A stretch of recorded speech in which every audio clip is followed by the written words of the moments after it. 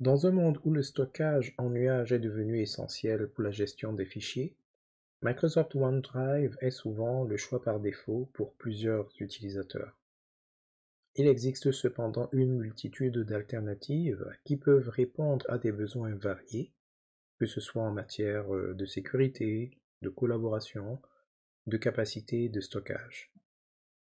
Les quelques-unes des alternatives que nous allons vous présenter pourront donc satisfaire plus ou moins certains de ces besoins.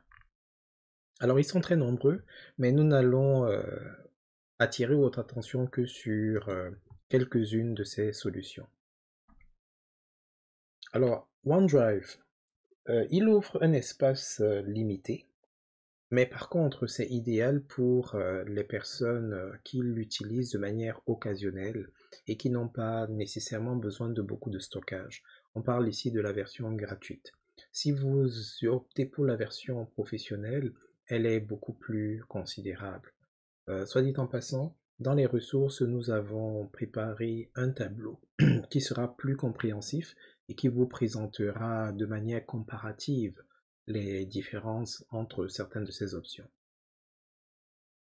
pCloud est un autre système, une autre plateforme que nous aurons tendance à recommander pour sa flexibilité et ses options de sécurité. Donc si vous avez à cœur tout ce qui est chiffrement, cryptage, ce sera probablement l'un des meilleurs candidats. Nous avons également NodeLocker euh, qui fait un peu dans le même créneau, c'est-à-dire qu'ils mettent vraiment l'accent sur tout ce qui est chiffrement et sécurisation. Le grand compétiteur de OneDrive, c'est bien entendu Google Drive. Il est idéal pour la collaboration. Alors, il y a probablement des enjeux de sécurité pour la simple raison que bon, c'est Google, c'est Google Drive, et derrière Google Drive, il y a le moteur de recherche Google. Donc, ça dépend de ce que vous avez à cacher, etc. Mais avec toute leur puissance de calcul, de recherche, etc., euh, certaines personnes ont des enjeux. Soit dit en passant, c'est un peu pareil pour Microsoft OneDrive, hein, parce que derrière Microsoft OneDrive, il y a tout leur moteur de recherche, etc. Donc, certains peuvent y voir des tentatives d'ingérence. Alors, nous avons Sync. Ça, c'est également axé sur la sécurité et les partages de fichiers. Nous avons Ice Drive, une version relativement récente qui est moderne. Nous avons Mega, c'est un vieux de la vieille. Il est un peu trop puissant pour un utilisateur simple. Il est destiné à ceux qui veulent partager de grandes quantités d'informations et des partages un peu plus compliqués de fichiers.